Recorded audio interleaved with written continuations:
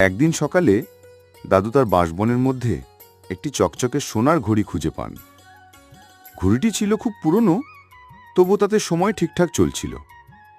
দাদু খুশি হয়ে সেটি নিয়ে বাড়ি ফিরে আসেন এবং ঘরের কোণায় রেখে দেন।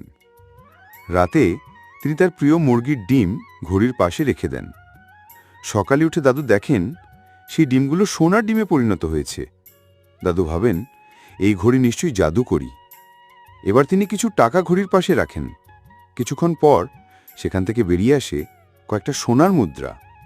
দাদু আনন্দে আত্মহারা হয়ে যান এবং পরদিন রাতেও ঘড়িটি চালু রাখেন। কিন্তু সেই রাতে জানালার ফাঁক দিয়ে ঢুকে পড়ে এক বিষাক্ত সাপ।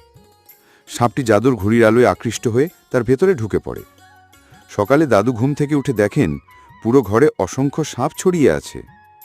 দাদু আর মুরগি ভয়ে পালিয়ে যান। দাদু একটা নারকেল গাছে উঠে যান, কিন্তু মুরগিটি